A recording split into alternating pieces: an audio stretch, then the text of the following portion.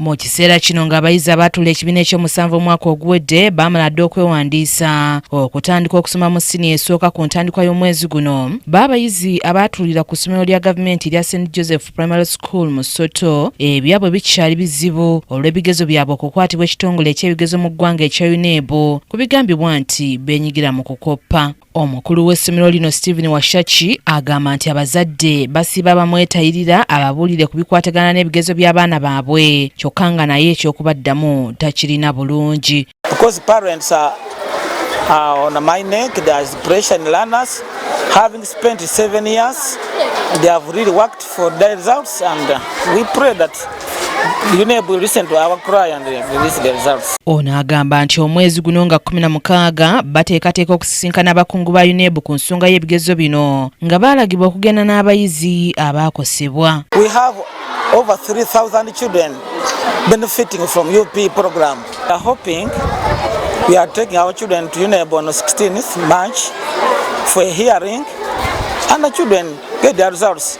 Like we have testified from P1 to P7, there's real learning in this school. Appeal that UNEB can consider and release our results. Jimmy Nambiro nga muwandiisi ow'enjawulo ku byenjigiriza okuva mu maka g'omukulembeze w'eggwanga mu kaweefube gwalimu okulambula amasomero mu disitulikiti okuli Mbale, Manafwa disitulikiti ne Buduuda yatuuseko ku ssomero lya St. Joseph Primary School era nga wano abayizi bamutuukiridde ne bamunnyonnyola obuzibu bwe bayitamu era ne bamusaba abayambe ku bigezo bya bannaabwe ebyakwatibwa. Our friends did PLOE, but they have not received their marks.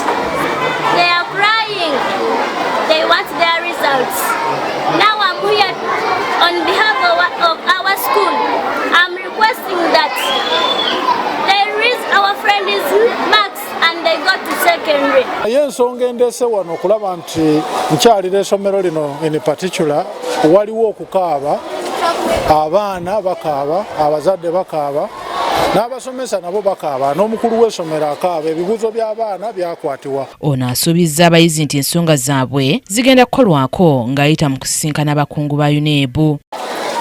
Kyemanyi nja kufuna obudde I go and discuss with this issue n'executive director wa UNEB to see how we can support these children. Mu ngeri yemu n'abazadde awamu n'abayizi ku ssomero lya Akulira Primary School mu Jinja nabo bakaabidde Nambiro nga UNEB bwe yasazamu ebyava mu bigezo ku bigambibwa nti baakoppa olupapula olw'okubala. We also get disappointed in the same way the president gets disappointed when we see that students are being sent home.